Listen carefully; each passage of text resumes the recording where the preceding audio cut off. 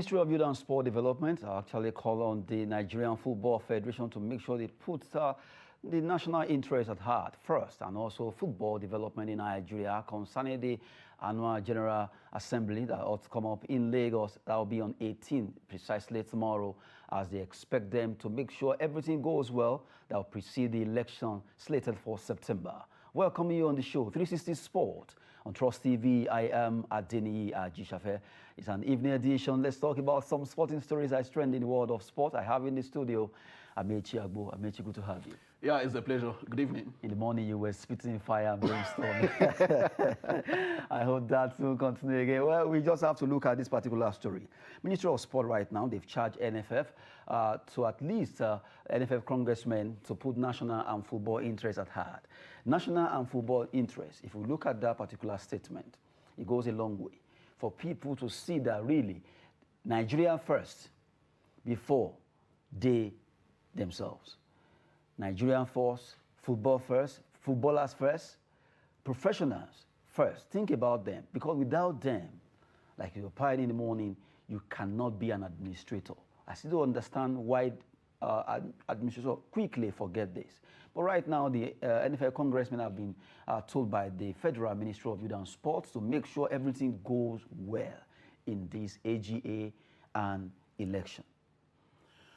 Well, I think I remember it was on this platform some months ago that we talked about Nigerian Basketball Federation, where it was in the news that the president, Musa Kida, was calling for peace in the federation. And I said, you cannot be calling for peace in a federation where you are the architect of the crisis.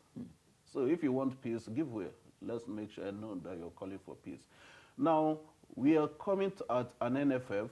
This point in time, we are talking about national interest and football interest. When you talk about national interest, when you talk about football interest in this NFF situation, the bulk of the situation is that if we are contesting as a president, even the incumbent board should consider, look at their accidents, look at their achievements and failures. What have you achieved since you came on board? Amaju Pinnick has been on the presidency since 2014, and we knew the circumstances on how he smuggled himself. He was smuggled in as NFF president. In 2018 in Katsina, September 20 to be precise, his mandate was renewed. Under some circumstances, we all know how it panned out. Now, in 2022, a critical stakeholder of Nigerian football will have to look at 2014 and 2022, 8 solid years. What have we achieved? What is our projection? What are our setbacks? And to me, as a stakeholder in Nigerian football, we have had more failures under Amaju Pinnick than successes. Why? Most particularly and very critical, and I remain to say it, is the foundation. We do not have a system. We do not have grassroots system. I do not see any reason why we cannot have at least a single football academy, national football academy in this country, where we can have a pool of these young talents. And it will help us to minimize this rascality in terms of age cheating. So that when we present players, we know we are producing players for tomorrow, not players to go and win trophy and fizzle out. So we have to look at it, and national interest, Amaju Pinnick contesting for third time, not contesting, is still a topic of its own. But the fact is, the current board of NFF, have they done creditably well to remain in office? When we even talk about NFL, we shouldn't just be focusing on Amaju Pinnick. There is an executive board. Yeah, someone said it, that attention should not just be... There is an executive board, and this executive board is where Amaju Pinnick derives his power from. If the board did not approve any project, it will not be executed. The power will so we have to look at, if Amaju Pinnick is going, let the entirety of the same board, Waka, follow him. Because we had enough of headache in Nigerian football. Look at our football. Look at Super Falcons. Look at Super Eagles. We failed to qualify for the World Cup. Super Eagles. We failed to win our Women AFCON. Super Falcons. And winning Women AFCON is no longer an achievement per se, because we have won it often and often. So winning it has become a birthright for us. Unfortunately, in this one, we do not even win ordinary bronze to manage. So let's hope that as they hold the AGA tomorrow, that everything about the development of Nigerian football should be on the corner and not our third-term agenda. Well, we've been talking concerning the AGA that will be coming up in Lagos, and right now, Nigerians are waiting.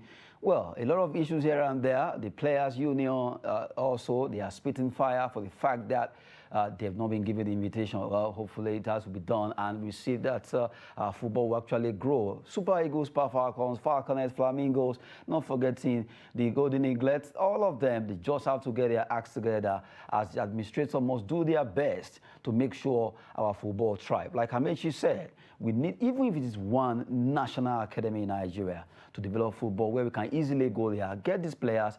We have a pool of players all across, but if you have an academy, it will be easy to go there and pick one. Now, we've been talking concerning that. Let's go to the FIFA Under-20 Women's World Cup taking place in Costa Rica. Matches will be coming up. And let's look at the fixtures for the matches that will be coming up on, between now and Thursday. Netherlands will be facing Ghana. United States of America will be playing against Japan. Korea, France, Nigeria, Canada. Now, if you look at it, Amechi, remember, Ghana, they know they are out. They've been beaten twice. USA, Japan, Korea Republic. Okay, maybe let's look at the table first. In group, let's look at the table one by one. Group C now. Group C, we have Nigeria topping that group there. We won 2 matches. We are topping with 6 points. France are second with 3 points. They won 1. They lost 1. Korea Republic, they actually lost 1. They also won 1. And Canada, they've lost 2 matches. And it shows that really Nigeria just have to win this, even though we've qualified. Canada, they've lost 2 games. And these are at least, let's make it complete. Let's complete this. Well, maybe I don't pray that what happened to Costa Rica, the host nation, should happen to Canada. But because I'm a patriotic Nigerian, let it happen. Yes, of course. So you have 9 points. We'll have 9 points and then maximum. And then I think the match between France and the Korea Republic is going to be a cracker because there must be a win. If there's a draw, then they look at, maybe they are going to throw coin because they have 1 goal, the advantage Same each. thing. So they've won 1 match. But if they play draw, it could favor Korea. Why? Okay, sorry, France. France, in fact, it's even the same thing. It's the same thing, so they will throw coin.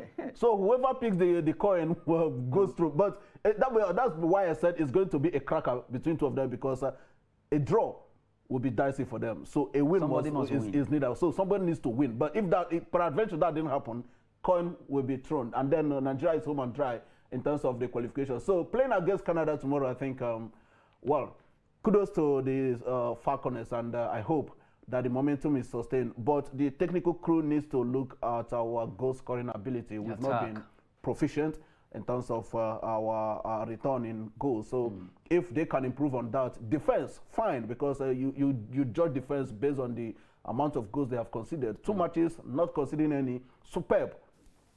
Good one there. We've been talking concerning Nigerian team, but at least they'll be facing Canada and also Korea versus France in Group C. Let's look at Group D table as it also stands. In Group D, Japan, they have won 2 matches just like Nigeria. 6 points, Netherlands, 3 points. They won 1, they lost 1. USA, they actually lost 1 and they won 1 match. Ghana, they lost 2. They are out of the competition. They are just playing to make up the number. And you look at this group also. If you look at the way it is, it's also dicey. Although Japan, they've qualified. Between Netherlands and USA, one must scale through. Well, I think Netherlands has the upper hand. They trashed USA 3-0 in their last match. Yes, they had the +2 advantage. And they are playing Ghana, I think. And Ghana, unfortunately, is the whipping guys there. And I don't just know what is wrong with Ghana. Once they hear about Nigeria, they will come with everything to muzzle us around. I remember in our Women's AFCON, I think was in March, February this year, that we played them in Accra now. They almost for the qualifiers. Yes, qualifiers. We had 2-0 advantage going to that match, and they almost roasted us there. It was 2-1. And then we saw what they did to us in the World Cup qualifier.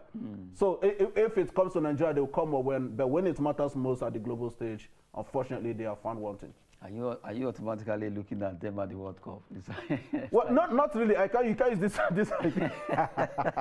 You cannot use under 20 to judge the senior national team. But the funny thing is that the former champion Asuma Gian is gearing up to. Gian said he wants to play for them. He has only been out for 2 years, and he wants to get his body in shape. Just because Ghana qualified. What if they did not qualify? He is just selfish. Wow.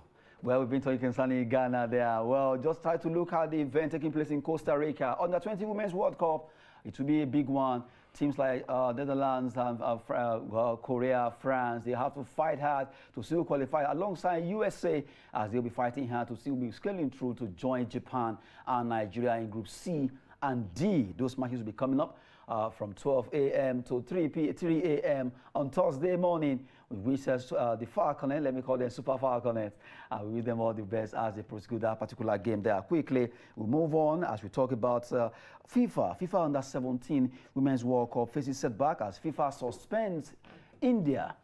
India, right now, they've been suspended by FIFA for the term called third-party interference. And I look at who is that third party? Because I think FIFA needs to look at something. These countries where they are the one running, when it comes to the financial aspect, they give subvention, right, to all these federations. And whenever anything goes wrong and they call for accountability, that's when they call them third-party interference. But when they need money, they go cap in hand. That time, they are not interfering, they are supporting. They are giving them because they are the government. Can you imagine this? FIFA needs to do something. Really, it's very annoying. It's just very, very unfortunate. And the funny aspect of it is that they are using that as FIFA ban and suspension to torment us here. Even when people can sit in Lagos to manipulate FIFA's letterhead and the rest of them. But the reality is this. If FIFA does not want, quote and unquote, third-party interference, let them fund the federations 100%. By themselves. They should let the country send them $2 million every year so that we'll know that our governments have nothing to do with football. That we know you are serious about developing football. Not that some people will wake up one night, form cabals, and begin to decide on what happens with our football, with our future, with our career, with our profession. And you are telling me in Zurich that is under law, a national law, is telling somebody else that he has no say on how football is governed in that country. And just for you to know that India is not joking, they are meant to host the Under-17 Women's World Cup by October. But they need to sanitize the system. But FIFA is somewhere making noise. This is just totally ridiculous to me. And it is high time that we need to call FIFA's bluff. If you do not need a third-party interference, fund federations 100%. It's not about grants about $500,000 or $200,000 you give them yearly. Fund it 100% so that we know that they do not need any help from anybody. That will know that we are talking about non-interference. Not that you are not funding them. Federal governments lodging millions of dollars or thousands of dollars into running football federation in their countries. And they cannot ask questions. They cannot ask questions on how the money is being used. Where is that done? FIFA is answerable to Swiss law.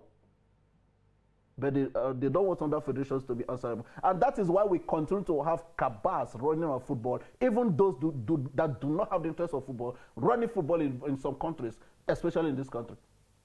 Very unfortunate. Now, the most annoying part of it is the fact that the administrators that run the federations in every country in the whole world, they are always so quick. Immediately the country is asking, account for what you have done. I remember what happened to Kenya, how right now FIFA is having issues with Kenya government. We are the one funding this football. We cannot ask questions. Okay, it means you are breeding and supporting corruption. If we give money and somebody just one way or the other mismanage and spend this money anyhow, we cannot ask questions just because you are going to call it third-party interference. But when they need money, you don't call us third-party giver. You don't remember us that time. You're not interfering. You are giving. You are interacting. You're interacting. But the reality is, FIFA needs to do more, as I said earlier. And because the FIFA stand about non-interference, whatever that word means, most of these federations presidents or FA presidents have become demigods. They see themselves as untouchables. And anytime you make they run to FIFA. FIFA. And one thing is that they are very close to FIFA president. They are very close to FIFA board members, so that they can a call will now decide. I remember one ridiculous situation. Was it the World Cup that a question of FIFA president Gianni Infantino was asked whether Nigeria was going to be suspended. I was told that powers in NFF pushed that journalist to ask that very particular question to Infantino. And he answered all he answered about that situation as at then. That was when, I think early this year, that FIFA wanted to ban Nigeria because of, the Pinnick and the Giwa situation. When the Supreme Court reinstated Giwa as the NFF president. So it is just ridiculous that people there are playing on our intelligence, and we continue to believe them. I am happy that India is calling their bluff. And now look at this. It seems really a time is coming. FIFA needs to be very careful because I remember how the Super Cup issue came up against the UEFA Champions League. Although it went down, but I know it's still coming back. Now, you look at the situation of FIFA right now.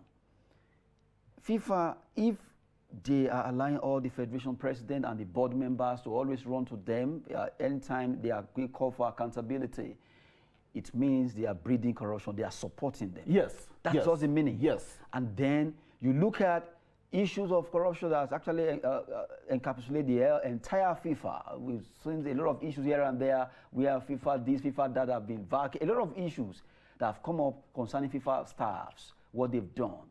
And now countries cannot ask questions because you believe they are interfering in the money they spent on their own football development.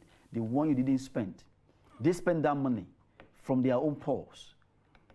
Yeah. And then the next thing you do is to always sanction them, sanction India, sanction Kenya, whoever is just trying to ask questions. You use that as one big, like call it bulldog or threat bully to bully them, or just like kind of threat. And that will not allow this country to do anything. They back out, and then this thing continues again.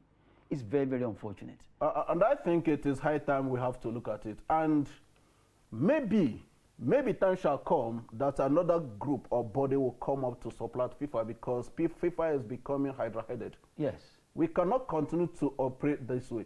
If you must define your operational parameters, let it be well defined. If you do not want a third-party interference, as you called it, what effort are you making to support these federations? Most of these presidents of federations come with nothing, come with no agenda. All they come to do is to enjoy the windfall from FIFA and the CAF. Millions of dollars or thousands of dollars are being pumped into federations yearly from these two bodies. FIFA are not even asking questions. But when the federal governments of these countries ask questions about how you have been spending your money, and even when they see the rascality going on in the federation and try to come in to change the situation, it becomes interference. You cannot continue to operate this way. And as you said, that Super League situation is going to materialize. CAF don't launch their own. Let's see what Europe is going to do. We've been talking concerning FIFA banning India. Well, the host nation of FIFA under 17 Women's World Cup that will be coming up. It's supposed to be in October, and right now that nation has been banned, suspended, and that could lead to that event being moved away from India. Well, we wait to see what FIFA will be doing concerning that. Like, the whole world, they are waiting to see this particular scenario unfolding from India, because the Indian government are asking questions about accountability, and now we call it third-party interference. Well, from there, let's quickly run through some transfer story. We couldn't do that in our earlier edition. Quickly, we talked about Nigerian former, midfielder Quadri Liamid. Quadri Liamid joined Spanish outfield leader Esportivo. Good one for him. He has played a lot of clubs. Right now, he was, I remember, he was with Villarreal, but now he has joined that's the team called Lleida Esportivo in the Segunda League. May God forgive me. You know why I'm laughing? Our players are just making unknown clubs popular. Like I told one of our guests, you do know that which one is sporting? Lleida Esportivo. Our players are just making unknown clubs, mushroom clubs popular. All the transfer they've done so far is either to Lebanon, to Egypt, to Tunisia, to... If it is Tunisia, Egypt, they go to TP Mazembe and the rest of them. But they are there sporting. It's just very ridiculous. But the issue is, because I do not blame the players anyway, the system in this country is just a mess. The league in this country, if well managed, no player can go to a mushroom club like this. You can be here, play your career, play your football, enjoy your football, earn your money, and build your career. But because the administrators, as we have always clamored, have failed to do the needful, why can't we have MPFL on television? Why can't we have sponsors for MPFL? When you have sponsors, it trickles down to the players. We don't have best player of the week. We don't have best player of the month. We don't have best manager of the year. How are you best player of the best manager of the week of the month? How are you going to motivate these players? Unfortunately, 90% of the clubs in our league are owned by government. And because they are owned by government, there is no push for financial viability. Because come rain, come sunshine, they will send budget. They will just appeal, sports commissioner will send money.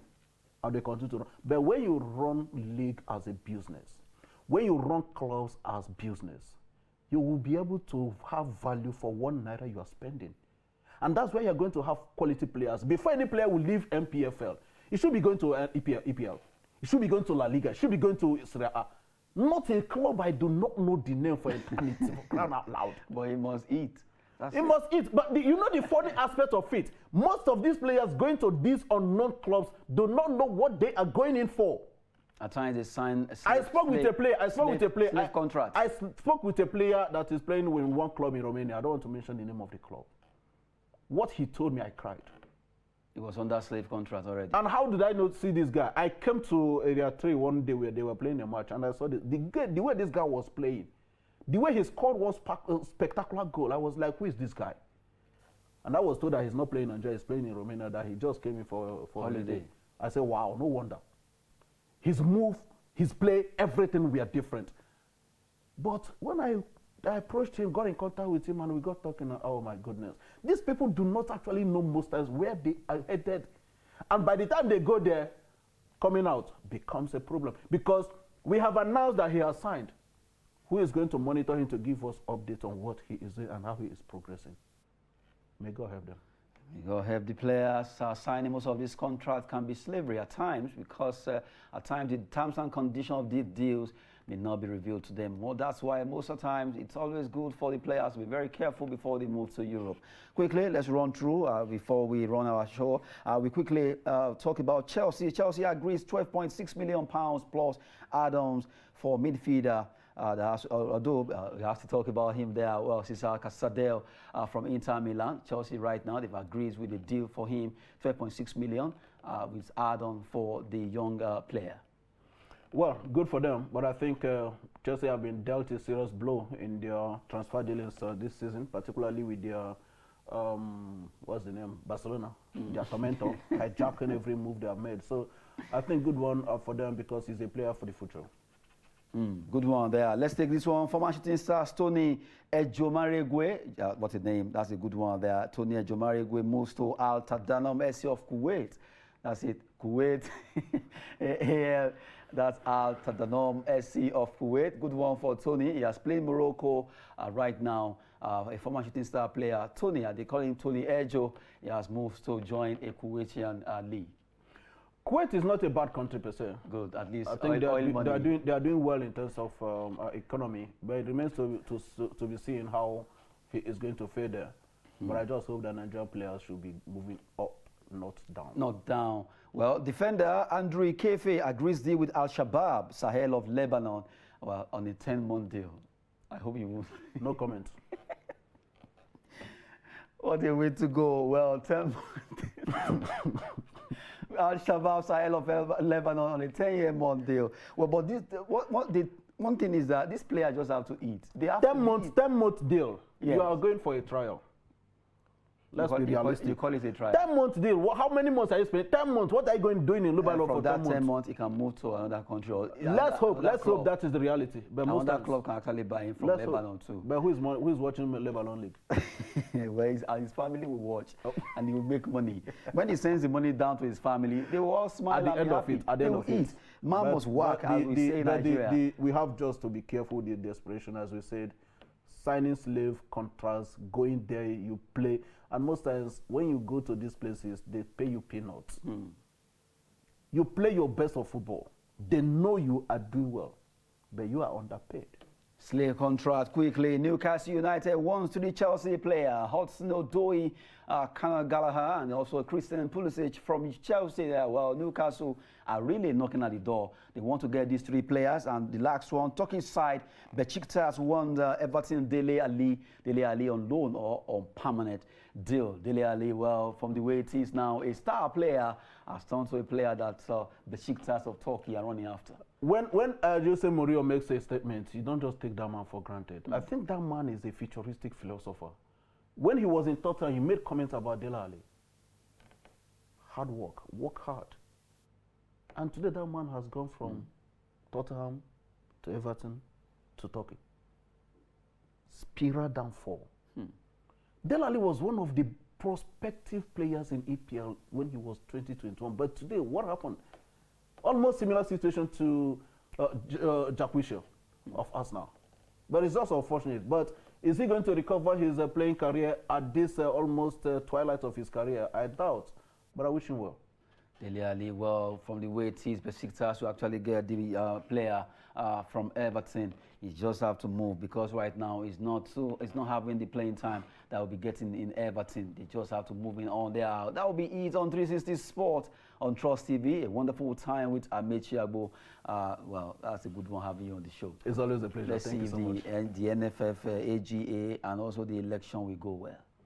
We pray, provided they do the right thing. But there's nothing right in politics. It's all about propaganda. Propaganda. Well, we wait to see what's going to be happening concerning that. As Ahmed Chiagbo was always saying no comment. We just have to go now. I am Adeni Ajishafe.